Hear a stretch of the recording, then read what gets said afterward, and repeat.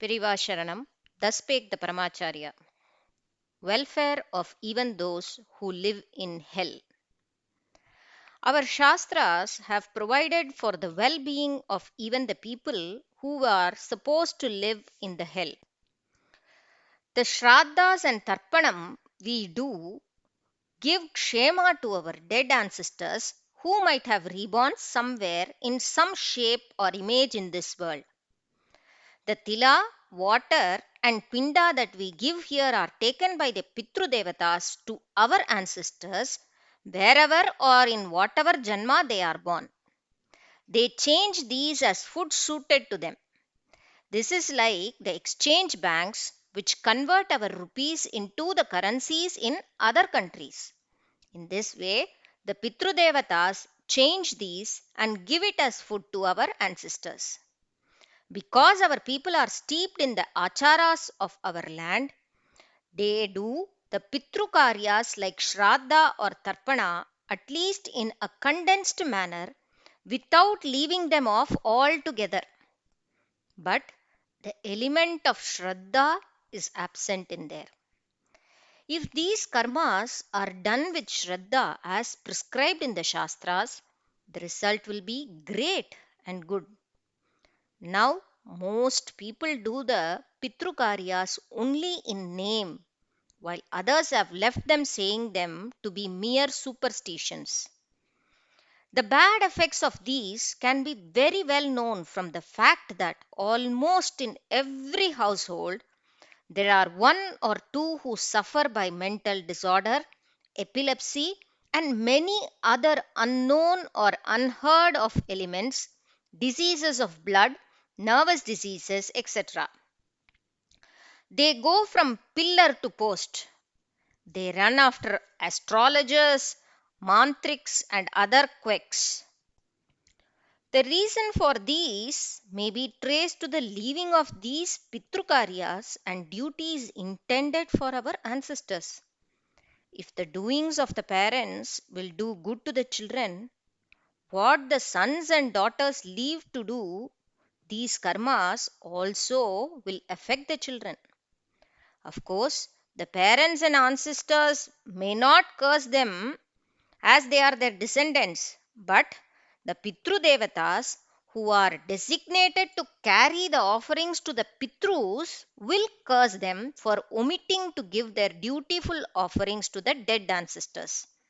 Therefore, we must do all these things to our forefathers, namely Shraddham, Tarpanam, etc., without lapse, so that we as well as our descendants may have all kshema and good things of life.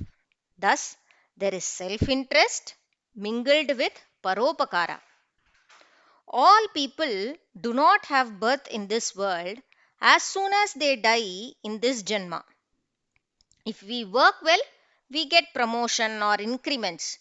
If we don't do well, we get punishments, that is, penalties, or even get depromoted. Similarly, if we do good deeds and earn punya, we get a good janma in this world in the next janma. Before that, we get a bonus as a stay or sojourn in heaven or swarga.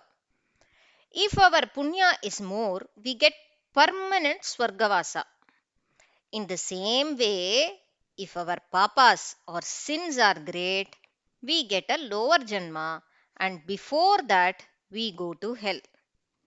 If our papa or sin are more and great, we get permanent narakavasa. The Tarpanam and Shraddham reach only those jivans who are out from the hell, people who are in Swarga or in the other worlds above. They do not reach the people who happen to be in the hell, that is Naraka, and other underworlds. The Swarga and Narakaloka are the anti to each other, and the Pitru Devatas do not carry the Tarpana or Shraddha to the Narakaloka. They do not make the exchange of these foods there. Our rishis and sages have got compassion towards these Narakavasis also. They have allotted certain things to be offered to them with mantras. We cannot reach to them the good things directly, but some unholy things alone can be sent to them in their dire circumstances. The water which fall from the clothes which we squeeze, and the water which fall through our shikais will be the food and drink to the people in the hell who are in the direst of circumstances. Those who are eligible to utter the mantras should do all this with love and compassion towards them. If we leave drops of water on the right side of the leaves after meals, these drops of water reach those who happen to live in the Raurava hell, which is the worst amongst the hells. These offerings quench their thirst. We need not think, should we offer these bad things to our ancestors? We see the pigs and cockroaches. They eat only the dirty things. God condones all our sins with unbounded mercy and love. If He punishes someone, his sin must have been very great. To help those miserable people also, our Dharma Shastras have provided ways and means for their expiation and deliverance. It is therefore wrong to consider that there is no Jiva Karunya or compassion to all living things, that is, Jivans, in our religion as in Buddhism or Christianity. Periva Sharanam.